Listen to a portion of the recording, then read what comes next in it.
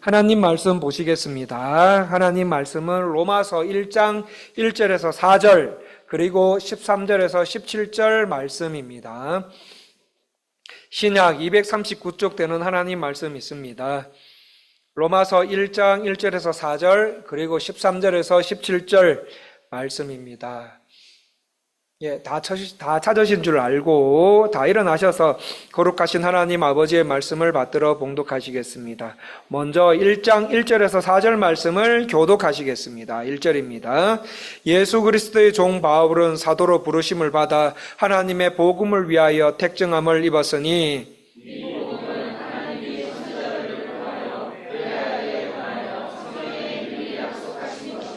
그의 아들에 관하여 말하면 육신으로는 다윗의 혈통에서 나셨고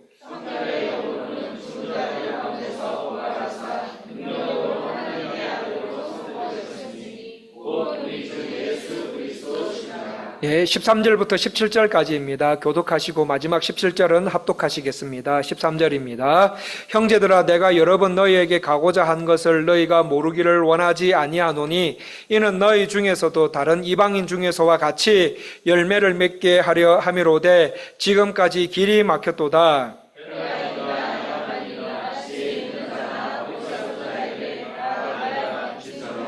그러므로 나는 할 수 있는 대로 로마에 있는 너희에게도 복음 전하기를 원하노라. 내가 복음을 부끄러워하지 아니하노니 이 복음은 모든 믿는 자에게 구원을 주시는 하나님의 능력이니라. 먼저는 유대인에게요 그리고 헬라인에게로다. 복음에는 하나님의 의가 나타나서 믿음으로 믿음에 이르게 하나니 기록된 바 오직 의인은 믿음으로 말미암아 살리라 함과 같으니라. 이는 주의 말씀입니다. 착석하십시오. 주보 있으신 분들께서는 뒤쪽에 있는 이달의 온가족 암송 말씀을 봐주시고 없으신 분들은 앞에 PPT를 봐주시면 됩니다.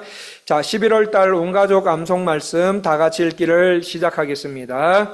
고린도 전서 13장 6절 7절 말씀. 불의를 기뻐하지 아니하며 진리와 함께 기뻐하고 모든 것을 참으며 모든 것을 믿으며 모든 것을 바라며 모든 것을 견디느니라. 아멘. 한 번 더 읽어볼까요? 자, 한 번만 더 읽어보겠습니다. 이달의 온가족 암송 말씀 다 같이 읽기를 시작하겠습니다. 고린도 전서 13장 6절 7절 말씀. 불의를 기뻐하지 아니하며 진리와 함께 기뻐하고 모든 것을 참으며 모든 것을 믿으며 모든 것을 바라며 모든 것을 견디느니라. 아멘.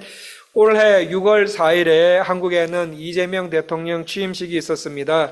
그 취임식에서 이재명 정부는 문화산업을 단순한 소비재가 아니라 국가 전략 산업으로 보고 5년간 51조를 문화 분야에 투자하여서 우리나라가 5대 문화 강국을 이루는 그것이 목표다라고 말한 적이 있습니다. 그만큼 우리는 이 시대를 어떻게 사느냐? 문화와 문명이 사회를 만들고 세상 역사를 만드는 시대에 살아가고 있다. 그 말입니다. 이 문화, 문명이라는 말이 나온 김에 제가 퀴즈 하나 내드리겠습니다. 성도 여러분, 인류 역사상 세상 역사에 가장 영향력을 끼쳤던 문명은 어떤 문명입니까? 바벨론 문명입니까? 중국의 황하 문명입니까? 이집트 문명입니까? 대부분의 역사학자들은 로마 문명이라고 말합니다. 이 로마가 건국된 BC 753년부터 동로마가 멸망한 AD 1543년까지 무려 2000년 동안 로마 문명은 세계 역사를 이끌었다 해도 과언이 아닙니다. 그런 로마 문명을 한마디로 말하면 정복 문명입니다. 우수한 군사력을 바탕으로 나라와 민족들을 정복하고 정복한 곳에 도로와 길, 다리를 만들어서 사람들의 이동이 편리하도록 했습니다. 수로시설, 공중목욕탕, 원형극장을 만들어서 사람들이 문명의 혜택을 자유롭게 누리도록 했습니다. 당시 지구 곳곳에 있었던 종교들과 문명들의 장점을 다 수용해서 세계사 역사에 나오는 중세 문명과 서양 근대 문명을 만들어냈습니다. 뿐만 아니라 오늘날 우리가 사용하고 있는 법과 정치제도, 문학, 예술, 철학, 건축, 공학, 군사, 분야 등등을 말할 때 로마 문명을 빼놓고는 말할 수 없을 정도로 인류 문명에 막대한 영향력을 끼쳤습니다. 얼마나 영향력을 끼쳤는가 하면 모든 길은 어디로 통한다고요? 로마로 통한다. 로마가 하면 신화가 현실이 된다. 로마가 마음만 먹으면 불가능은 없다라는 말이 나올 정도였으니 말입니다. 하지만 이런 역사상 가장 완벽한 문명을 이룬 로마에 살고 있었던 한 유대인이 있었습니다. 그 유대인인 바울은 로마가 결코 할 수 없었던 것 한 가지를 꿰뚫어 보고 있었습니다. 그게 뭐냐? 바로 인간의 구원이었습니다. 바울은 로마 문명이 아무리 찬란하고 인류에 많은 공헌을 했다 할지라도 사람 한 명을 구원할 수 없음을 꿰뚫어 보고 있었습니다. 그래서 바울은 인간 구원의 유일한 해답인 이 복음을 들고 당시 수도인 로마에 가기를 원했습니다. 하지만 로마에 가려고 할 때마다 실패하고 시도할 때마다 실패하고 있었던 찰나에 사도행전 2장 오순절 대부흥이 일어났을 때 그 마가의 다락방에서 복음을 받아들이고 로마로 왔던 사람들의 의에 생긴 자생적인 교회가 있음을 알게 됩니다. 그래서 바울은 우선 그 로마 교회와 성도들의 신앙을 견고하게 한 다음 복음이 로마 전체에 전해지기를 간절히 원하면서 써서 보낸 서신이 로마서입니다. 그래서 역사적으로 로마서를 읽은 많은 사람들이 주께로 돌아오지요. 로마서 13장에 밤이 깊고 낮이 가까웠으니 그러므로 우리가 어둠의 일을 벗고 빛의 갑옷을 입자. 낮에와 같이 단정히 행하고 방탕하거나 술 취하지 말며 음란하거나 호색하지 말며 다투거나 시기하지 말고 오직 주 예수 그리스도로 옷 입고 정욕을 위하여 육신의 일을 도모하지 말라는 말씀을 읽고 전 세계 교부들을 대표하는 어거스틴이 회심을 하게 됩니다. 로마서 1장에 내가 복음을 부끄러워하지 아니하노니 이 복음은 모든 믿는 자에게 구원을 주시는 하나님의 능력이 됨이라. 먼저는 유대인에게 그리고 헬라인에게로다. 복음에는 하나님의 의가 나타나서 믿음으로 믿음에 이르게 하나니 기록된 바 오직 의인은 믿음으로 말미암아 살리라는 말씀을 근거로 마틴 루터가 종교개혁을 일으킵니다. 기독교 대작 철로 역정, 그 철로 역정을 쓴 존 버년이 로마서 8장 우리 주 예수 그리스도 예수 안에 있는 하나님의 사랑에서 끊을 수 없으리라는 말씀을 통해 구원을 얻게 되는, 회심을 얻게 되는 등등 수많은 사람들이 로마서를 통해서 주께 돌아오게 됩니다. 자, 그렇다면 오늘은 로마에 울려 퍼진 하나님의 말씀, 그 하나님의 말씀이 무엇인지 알고 우리의 신앙에 접목하시는 한 시간 되시기를 원합니다. 자, 하나님께서 바울을 통해서 로마 교회와 로마에게 하신 말씀이 무엇입니까? 첫 번째, 예수님은 구약의 선지자들을 통해 약속된 하나님의 아들이라는 말씀입니다. 예수님이 바로 복음의 핵심이다. 예수님이 바로 복음이다. 예수님이 바로 복음의 핵심이므로 예수님을 의지하며 살아가라, 그 말입니다. 여러분, 왜 예수님이 복음의 핵심이십니까? 2절 말씀입니다. 우리 2절 말씀 다 같이 한번 읽어보겠습니다. 로마서 1장 2절 말씀 다 같이 읽기를 시작하겠습니다. 이 복음은 하나님의 선지자들을 통하여 그의 아들에 관하여 성경에 미리 약속하신 것이라. 예수님이 복음이신 이유는 구약시대의 선지자들로부터 구원자요 주인으로 약속된 분이 바로 예수님이시기 때문입니다. 구약시대의 선지자들은 하나님의 아들로 오실 분, 인류를 구원하기 위해 오실 메시아, 그리스도에 대해 자세히 언급해 놨는데 특히 이사야 선지자가 많은 예언을 했습니다.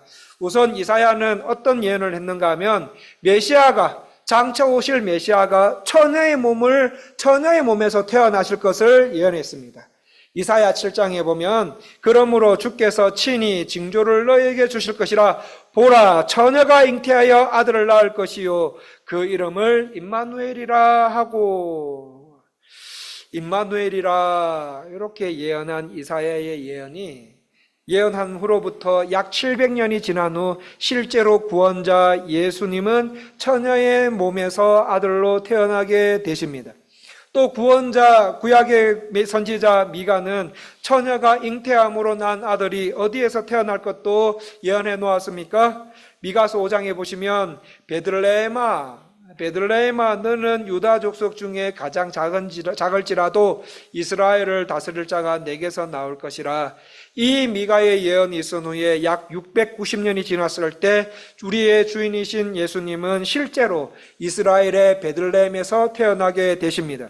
하나님의 아들 예수님이 베들레헴에서 태어나실 뿐만 아니라 어느 정도 나이를 드셨을 때 스가랴 선지자가 예언합니다. 스가랴 9장에서 나귀 새끼 한 마리를 타고 예루살렘 왕으로 입성하게 되실 것이다. 누가요? 메시아가 그렇게 예언합니다.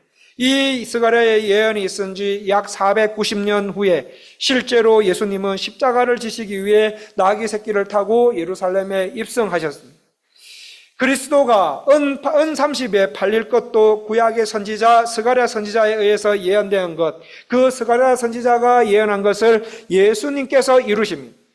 메시아가 인생 마지막 순간에 십자가에 달려 채찍에 죽 맞으시고 창으로 찔림 받으실 것이라고 이사야 53장에서 예언한 것도, 메시아는 십자가에 처형되실 것이며 처형되는 처형의 순간에도 함께 달린 그 십자가에 달린 범죄자를 위해서 용서의 기도를 할 것이라고 이사야 53장을 통해서 한 예언도, 이사야 53장에서 죽은 후에 또한 부자의 무덤에 묻히실 것까지 메시아가 하나님의 사람으로 이 땅에 하나님이 택하신 자들을 죄에서 구원하시기 위해 오시게 되는데, 구약의 선지자들은 메시아가 처녀의 몸에서 아들로 태어나신다, 그것도 베들레헴에서 메시아로 오신 그분은 어느 날 나귀 새끼 한 마리를 타고 예루살렘으로 들어가시게 되는데 왕의 칭호를 받으시면서 들어가시게 된다.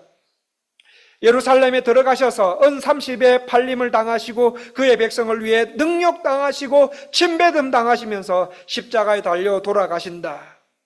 이 외에도 구약의 선지자들은 앞으로 오실 메시아에 대해서 다양하게 예언하는 것까지, 이 모든 예언을 누구에게서 성취하십니까? 바로 예수님. 이미 답은 말씀드렸지만 예수님으로부터 다 성취되었으므로 예수님이 바로 구약에서부터 예언된 하나님의 아들이시요 우리의 구원자이시다라고 가르쳐주고 있습니다. 그래서 이 말을 들은 어떤 사람들은, 그럼에도 불구하고 이 말을 들은 어떤 사람들은 에이 우연이겠지, 선지자들이 그렇게 예언한 것도 그것도 우연찮게 예수님이 맞췄겠지, 우연이겠지, 어떻게 예수님이 하나님의 아들일 수가 있어, 저렇게 죽었는데, 십자가에 죽었는데 어떻게 그게 에이 우연이겠지 하면서 생각하는 분들도 아마 우리 가운데 있으실 수도 있습니다. 그래서 말씀 한 군데를 더 한번 찾아보시겠습니까? 우리 한번 좀 다 찾아주셨으면 좋겠습니다. 고린도전서 15장입니다. 고린도전서 15장 3절에서 8절 말씀 한번 다 찾아주시겠습니까? 신약 282쪽 되는 하나님 말씀입니다. 고린도전서 15장 3절에서 8절 말씀 우리 교독하시고 마지막 8절은 우리 합독하시겠습니다. 다 찾으신 줄 알고 고린도전서 15장 3절 말씀을 먼저 읽어드리겠습니다. 내가 받은 것을 먼저 너희에게 전하노니 이는 성경대로 그리스도께서 우리 죄를 위하여 죽으시고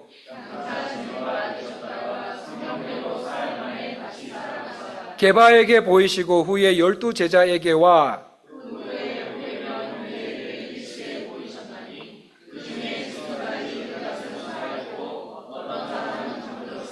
그 후에 야고보에게 보이셨으며 그 후에 모든 사도에게와 맨 나중에 만석되지 못하여 난 자 같은 내게도 보이셨느니라. 아멘. 덮지 마시고요. 잠깐만요. 자, 여러분 퀴즈를 또 한 번 내드리겠습니다. 자, 방금 읽으신 말씀에서 십자가에 죽으시고 부활하신 예수님을 본 사람이 몇 명입니까?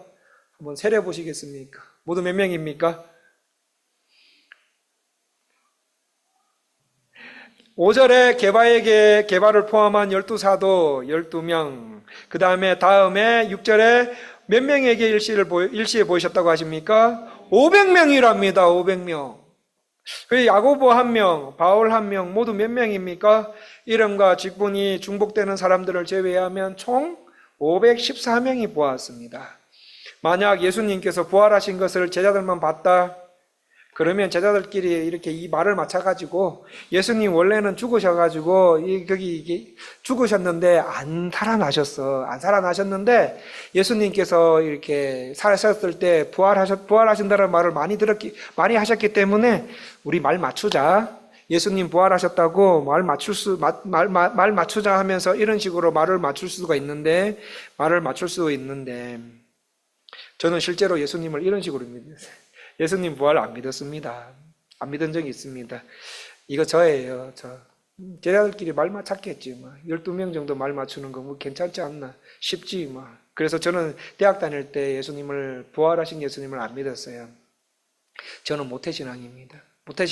이 신앙임에도 불구하고 안 믿었어요. 더군다나 철학을 공부하다 보니 더 안 믿어지더라고요. 안 믿어졌습니다. 그런데 어느 날 성경을 읽는데 그날 방금 저와 성도님들께서 읽으신 그 말씀이 눈에 확 들어왔습니다. 예수님의 부활을 본 사람들이 제자들 말고 또 있었네? 몇 명입니까? 514명이나 더 있었네. 그것도 소수의 몇 명을 제외한 나머지 서로 다른 곳에서 서로 알지도 못하는 사람들에게 일시적으로 한꺼번에 500명에게 보여주셨다. 한두 명도 아닌 514명이 부활하신 예수님을 봤다. 근데 여기까지 생각이 되어지니까요, 제 마음 가운데 성령께서 확 역사하시는데 이거 진짜 안 돼. 라는 말이 저도 모르게 확 나오더라고요. 이거 진짜 안 돼 라는 확신이 제 마음 가운데 들어오면서 교회를 다니면서도 믿지 못했던 예수님의 부활에 대한 그 불신앙이 여기에서 제가 깨져버린 거였어요. 여기에서 깨져버렸습니다. 진짜 예수님 부활하셨구나. 여기까지 이해되어지니까 오늘 본문 한번 보시겠습니까? 오늘 본문에 나오는 예수님, 그 예수님이 구약의 선지자들로부터 예언되었던 바로 그 메시아가 맞구나. 여러분, 구약에서부터 예수님에 대한 예언이 몇 번인가 아십니까? 360번입니다. 구약에서부터 약 360번이나 예언되었고 예수님에 관해 미래에 성취되어야 할 것 20개가 있습니다. 그 20개 빼면 340개가 지금 우리 가운데 예수님께서 다 성취하셨는데 어떻게 예수님이 하나님의 아들이 아닐 수가 있냐? 그 마음이 확 들어오는 거예요. 340개인데 그거 다 성취하셨는데 어떻게 예수님이 하나님의 아들이 아닐 수 있냐? 예수님이 하나님의 아들이요 구원자가 맞구나. 구약의 선지자들을 포함해서 증인들이 이렇게 많은데 못 믿는 내가 문제였구나.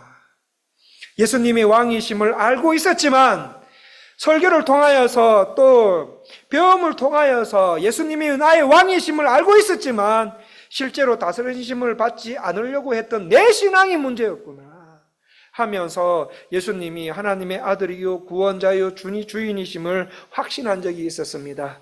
성도님들, 구약에서부터 메시아 예수님에 대한 예언만 약 360개입니다. 그 중에 미래에 역사하실 메시아에 관한 예언 20개 빼면 340개예요. 그런데 340개가 이미 성취가 됐습니다. 예수님 하나님 아들 아닙니까? 그러면 그리고 십자가에서 죽으시고 부활하신 예수님을 40일 동안 성천하시기 전까지 40일 동안 500명 넘게 봤다. 그것도 일시에. 그것도 다른 지역 말 못하게 짜지 않도록 서로 알지도 못하고 서로 다른 지역에서 500명이 동시에 봤다. 이 정도 증거와 정인이 차고 넘치면 성도님들 예수님이 하나님의 아들 맞다라는 믿음이 생기지 않으십니까?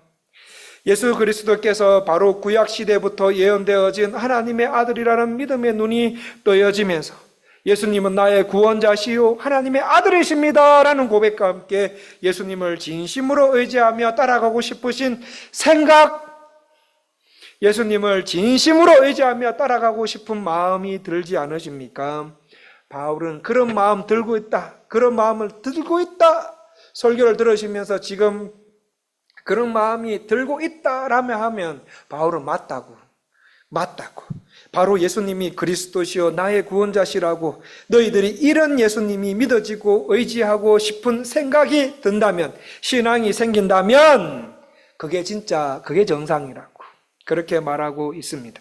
하나님께서 바울을 통해 로마 교회 성도들과 로마 전체에게 하신 말씀이 무엇입니까? 두 번째, 구약의 선지자들에 의해 예언된 예수님은 참 사람이시면서 참 하나님이시다, 참 신이시다라는 말씀입니다.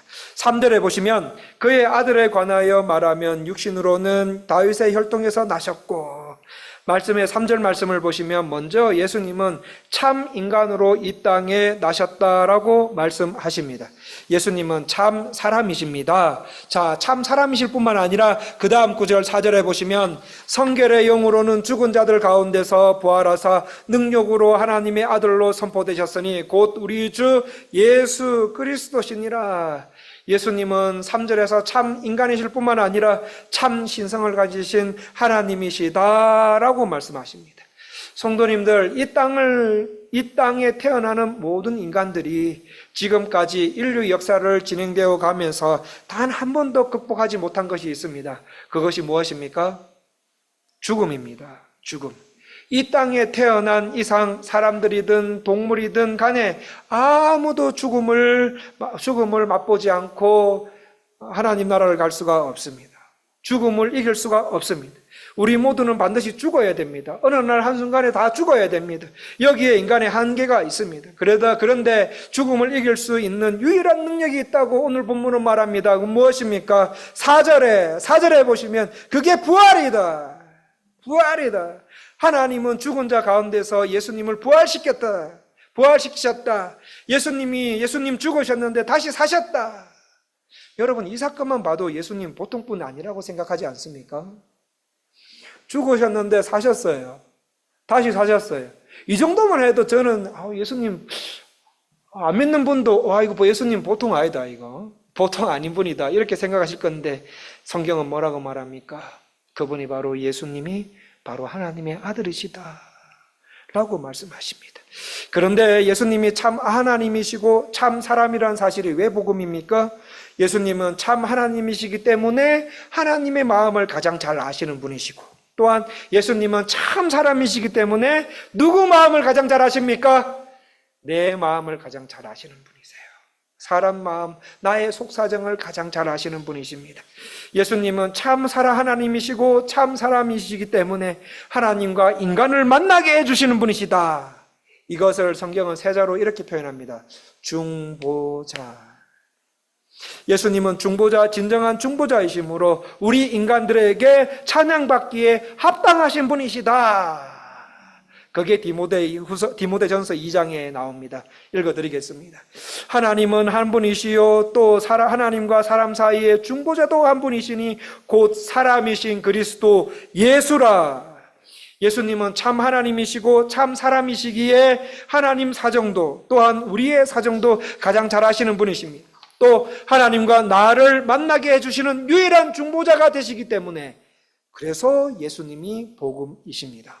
그렇다면 오늘 하나님 예수 그리스도가 나의 구원자이심을 확신하게 해달라고 기도하시는 것 어떻습니까? 또 하나님 사정도 내 속사정도 가장 잘 아시는 예수님에게 지금 내가 가지고 있는 문제 그리고 삶의 방향에 대해서 논의하시는 시간 되시면 어떻습니까?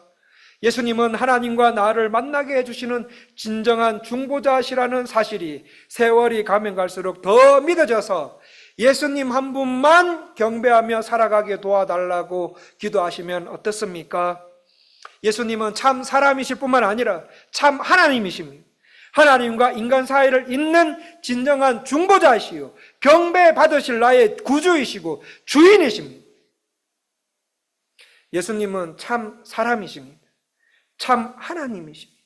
하나님과 인간 사이를 잇는 진정한 중보자이시요 경배받으실 나의 구주이시고 나의 주인이십니다 라는 고백, 신앙의 고백이에 우리 믿음의 선배들이 살았습니다.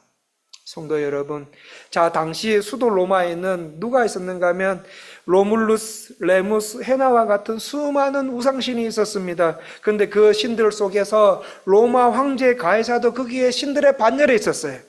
그래서 로마 제국 전 지역에 어떤 것을 강요하는가 하면 가이사 황제가 신이다. 로마 지역에 살고 있는 로마 대제국 안에 살고 있는 모든 백성들은 로마 가이사 황제를 신으로 모시기를 바란다 라고 강요를 했다고 합니다. 그러나 그 도시, 로마 도시에 살고 있는 그 그리스도인들에게는 예수 그리스도 이외에는 그 누구도 경배의 대상이 될 수 없었습니다. 그래서 예수님을 나의 구주와 주인으로, 나의 중보자로 모시며 생활하다가 로마 거리에서 세상 사람들을 만나면 세상 사람들이 그리스도인들에게 그리스도인인지 모르고 그 그리스도인들에게 반갑게 인사합니다. 가이사는 나의 주님이십니다. 이게 인사였대요. 오늘 본문이 적혀져 있는 그 시대에 가이사는 나의 주님이십니다 하면서 막 반갑게 권사님들한테, 막 우리 서리 집사님들한테, 안수 집사님들한테 인사를 합니다. 그렇게 인사할 때 당시 그리스도인들은 어떻게 했겠습니까? 어떻게 인사했겠습니까? 성도님들, 만약에 게레타로가 로마의 점령지가 되었어요. 그래서 게레타로 거리에서 교회는 안 다니지만 아주 친한 지인들을 만났습니다. 친한 지인들로부터, 그들로부터 안녕이 아니라 가이사는 나의 주님이십니다. 잘 지내고 계세요 라는 인사를 받았다면 성도님들께서는 어떻게 대답하시겠습니까? 당시 로마에 살던 신실한 성도들은 아닙니다. 로마 황제 가이사는 내 주님이 아니십니다. 예수님이 내 주님이십니다. 예수님만이 나의 구주요 주인이십니다 라고 고백했대요. 그렇게 고백하면 어떻게 됩니까?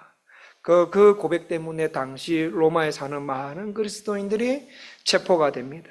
이 고백 때문에 콜로세움 원형 경기장 지하에 있는 고문실에 끌려가게 되고, 그 고문실에서, 여러분 이탈리아에 있는 그 원형 경기장 좋지요. 너무 좋지요. 세계적인 문화유산 아닙니까? 그런데 그 문화유산 밑에는 뭐가 있었는가 하면 고문실이 있었어요.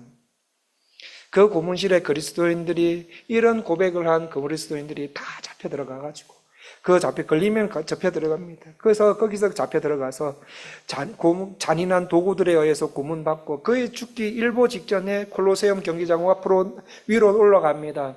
올라가서 나무에 묶인 채 그리스도인들에게 로마 원로인들이 말합니다. 마지막으로 말하겠다. 가이사가 주님이라고 고백해라. 그러면은 풀려날 것이다. 살려줄 것이다. 그렇지 않으면 짐승의 밥이 될 것이다. 그러자 이 그리스도인들, 거기에 묶인 채로 그리스도인들은 말합니다. 가이사는 주님이 아닙니다. 예수가 주님이십니다. 예수님이 참 하나님이시요 참 사람이십니다. 예수가 유일한 구세주이시요 중보자이십니다 라고 말했다고 해요. 그렇게 말한 그 고백에 의해 그리스도인들은 장렬하게 죽음을 맞이하게 됩니다. 이때까지 쌓아온 부와 재물, 그런 거 다 놔둔 재물입니다. 그러면서도 그리스도인들은 이 고백을 포기할 수 없었고 이 고백에 목숨을 걸었습니다. 저는 교회사 책을 통해서 이 오늘 본문이 기록된 당시 그리스도인들의 그 처절한, 그 진심이 있고 그 처절한 신앙 고백이 이런 것이었음을 알고, 부교육자로 있을 때, 예배 때 유초동부, 중고등부, 청년대학부 학생들과 3주에 한 번씩 이렇게 3주에 한 번씩 그 아이들이 진짜 이것을 고백하고 이 신앙대로 살아가기를 원하는 마음으로 고백한 것이 있습니다. 성도님들도 한번 따라해 보시겠습니까? 눈 한번 감아 주시겠습니까? 예배 시간이지만 우리 한 번만 감아 주세요. 그리고 오른손을 왼쪽 가슴 위에 얹어 보십시오. 그리고 당시에 그리스도인들이, 우리가 로마 시대 이 당시에 들어가 있다고 생각하고 살고 있다고 생각하고 저를 따라서 진심으로 한번 고백해 보겠습니다.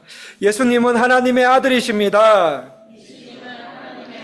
예수님은 나의 구원자이십니다. 예수님은 나의 주인이십니다. 나는 예수님을 믿습니다. 예수님은 하나님의 아들이십니다.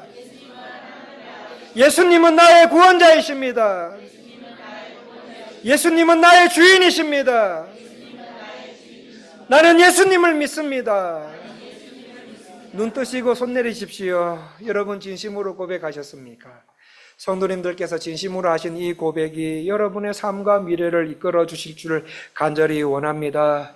성도님들, 하나님 속사정도 제일 잘 아시고 누구보다도 현재 내 사정을 가장 잘 아시는, 내 마음을 가장 잘 아시는, 남편도 모르고 자식들도 모르고 자녀들도 모르고 다 모르지만 내 사정을 가장 잘 아시는 예수님, 나의 속사정뿐만 아니라 나의 과거와 현재와 미래를 가장 잘 아시는 예수님께 매일매일 말씀 읽으심으로 나를 향한 하나님의 속사정을 알도록 하시고, 기도로 내 속사정을 하나님께 내놓으시는 생활함으로 인해 하나님을 더 닮아가는 신앙생활 하시기를 간절히 원합니다.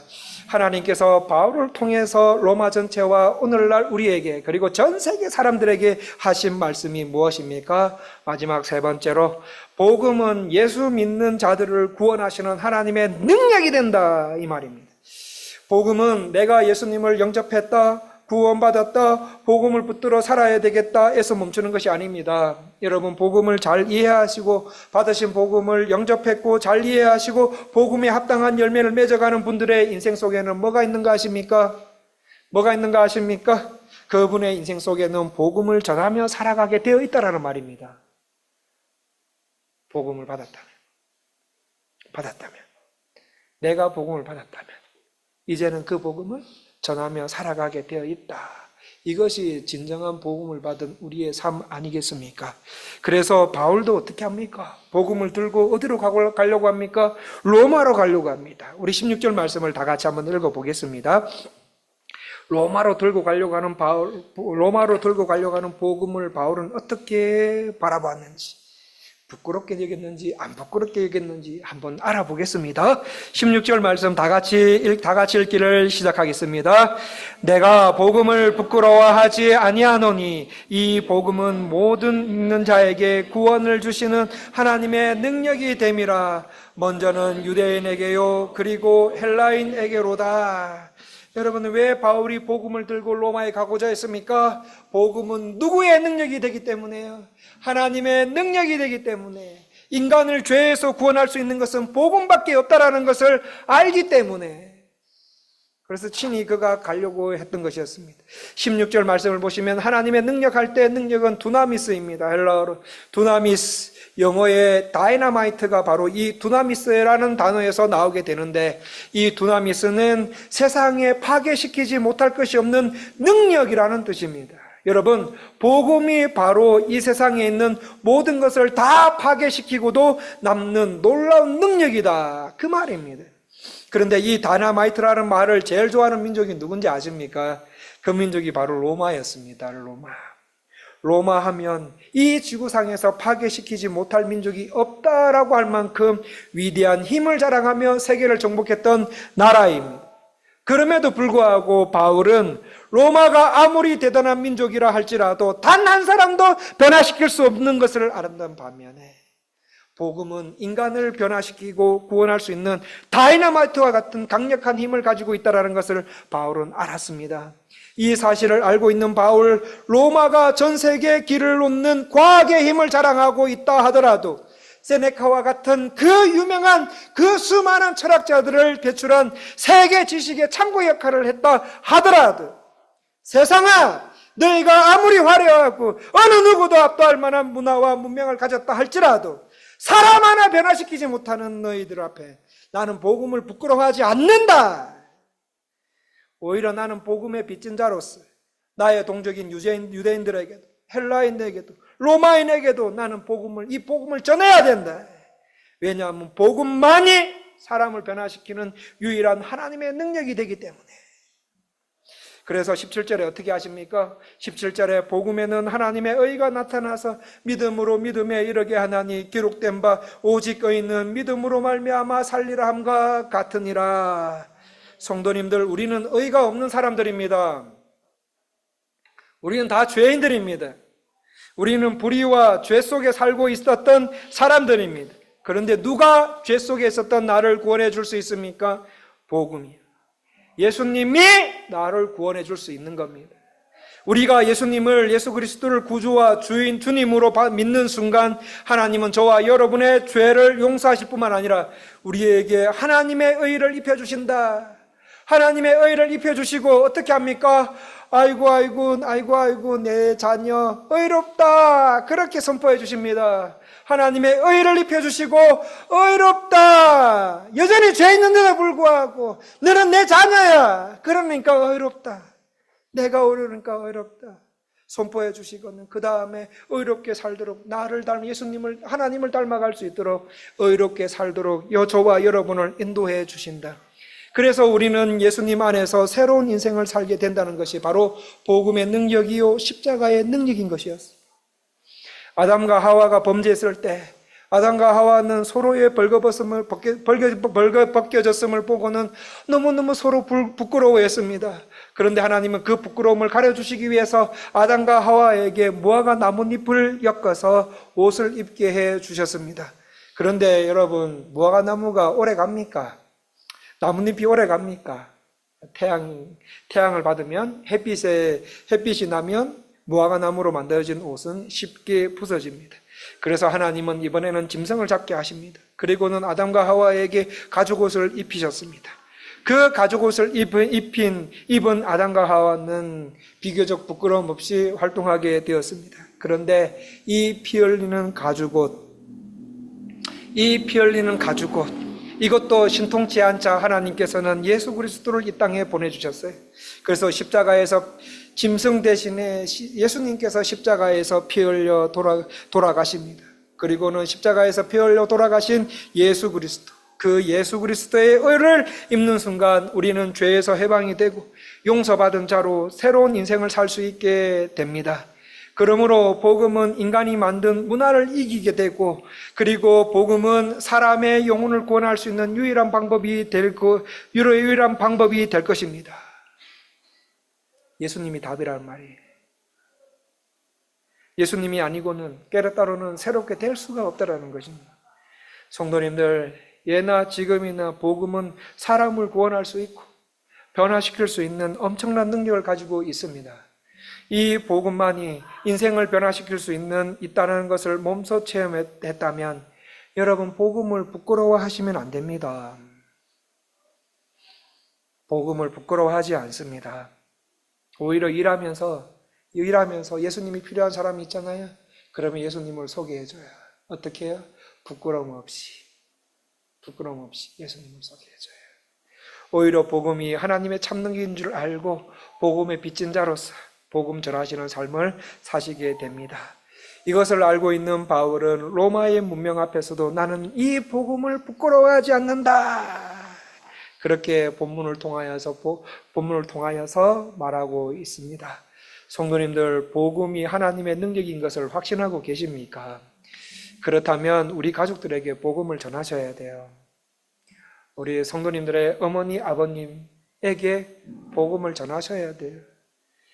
교회에 나오지만 구원의 확신이 없는 남편들, 아내들, 그리고 자녀들에게, 손자, 손녀들에게 복음을 전하셔야 됩니다.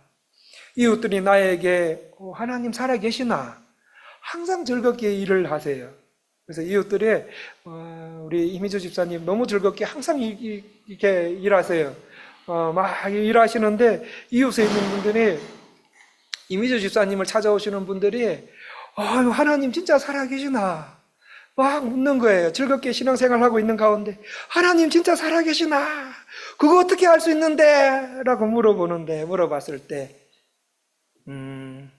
오늘 아침에 하나님 만났어. 오늘 아침에도 만났는데 30분 만나고 와서 하나님이 살아계신 거 나도 아는데 한번 가르쳐 줄까? 살아계신 하나님에 대해서 한번 들어볼래?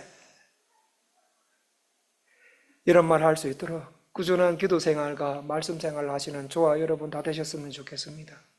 그래서 예수를 구주와 주님으로 믿고 죄 용서받고 의롭다 하심을 받은 자답게 새로운 인생을 살아가셨으면 좋겠습니다. 성도 여러분, 아무리 위대한 문화도 우리가 사는 시대가 아무리 화려하고 돈이면 안 되는 것이 없는 세상일 것 같지만 여러분, 이 세상은 인간의 죄 하나 해결할 수 없는 곳이에요. 사람 하나 구원할 수 없는 것이 바로 이 세상입니다. 그러나 우리 예수님은 인간을 구원하실 수가 있는 분이십니다. 십자가에서 피 흘려 돌아가신 예수님의 의를 입는 순간 우리는 비로소 새로운 인생을 살아갈 수가 있습니다. 성도 여러분, 이미주 집사님만 내가 말씀드린 것이 아니라 우리 모두에게 해당되는 겁니다. 예수님만이 우리의 복음이십니다. 예수님만이 우리의 해답이십니다. 말씀을 마무리하겠습니다. 하나님께서 바울을 통해서 로마 교회와 성도님들, 로마와 우리에게 하신 말씀이 무엇입니까? 첫 번째, 예수님은 구약 선지자들을 통해서 약속된 하나님의 아들 그리스도이시다. 예수님이 나의 구원자이시고 예수님이 나의 주인이시다. 그러므로 복음이신 예수님만을 믿고 의지하며 살아가라고 말씀하고 계십니다. 두 번째, 구약의 선지자들에 의해 예언된 예수는 참 사람과 참 하나님으로 이 땅에 오셨다라는 말씀입니다. 예수님은 내가 하나님을 만날 수 있도록 해주시는 중보자이시다. 중보자이신 예수님을 믿으며 현재 내 속사정을 가장 잘 하시고 나를 향한 하나님의 계획을 가장 잘 하시는 예수님께 내 삶을 의논하면서 살아가거라. 예수님이 구원자이심을 생활 가운데 그 고백에 맞게 살아가라.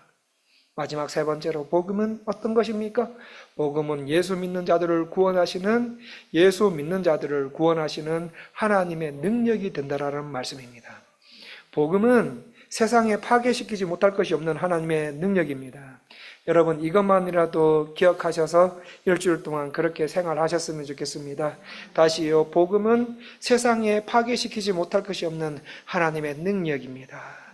인간을 구원하고 변하게 하는 것은 복음밖에 없는 줄 알고 가족들, 이웃들, 회사 동료들에게 복음을 전하는 우리가 되셨으면 좋겠습니다.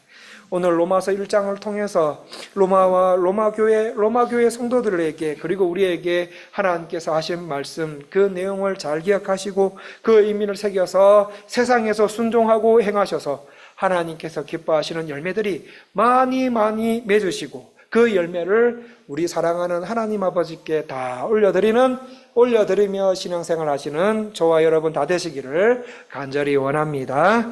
기도하겠습니다. 하나님 아버지, 우리를 주의 자녀로 불러주셔서 감사합니다.